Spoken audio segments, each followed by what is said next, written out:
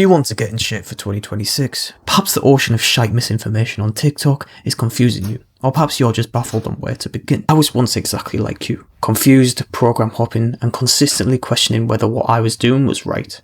Well, in this video, I'll highlight a few points that I wish I knew back then, which will make getting in shape finally make sense. My first point, and perhaps the most important, you can afford to cut your volume in half. And what do I mean by volume? Basically, how many sessions you do in a week. You only need 3, maybe 4. That might come as a shock to some of you.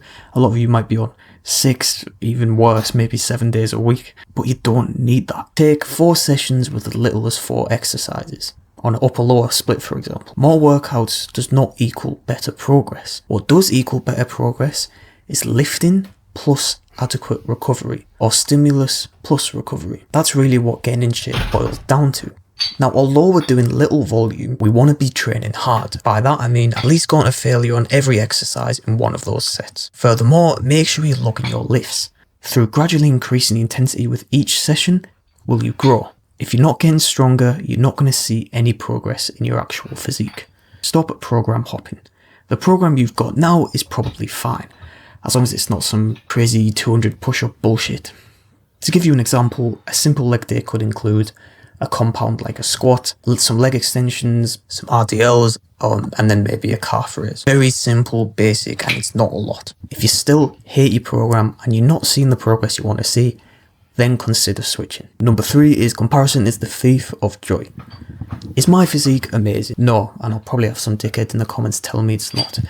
But comparing it on Instagram to another social media made me feel like I look like Christian Bale off The Machinist.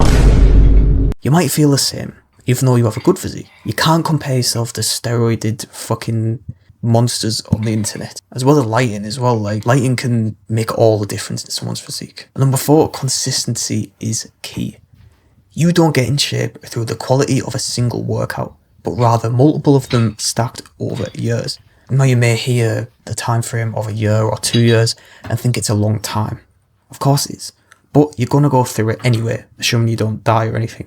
So you may as well have a good physique by the end of it. Showing up really is the only necessity. I would predict someone would be in better shape if they had a shit workout plan but stuck to it over years, rather than someone who had a good workout plan but only did it half-assed and wasn't consistent. Now lastly, recovery is as important as stimulus.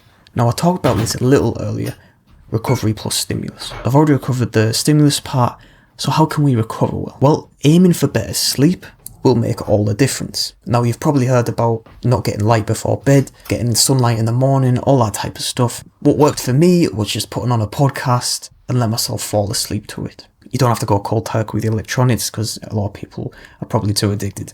Moving on from sleep, you also want to get a lot of protein. Now, do you need to get some ridiculous fucking 300 grams a day? Probably not. It depends on how much you weigh. You also want to be eating mostly whole foods. What do I mean by that? Well, when you look at a McDonald's burger and you read the ingredients, it's the same length as the fucking Bible. So when you look at your plate, make sure you're avoiding highly processed and instead prioritizing single ingredients. Now, a little bonus tip on the end for you is that enjoyability will have a massively positive impact on your training.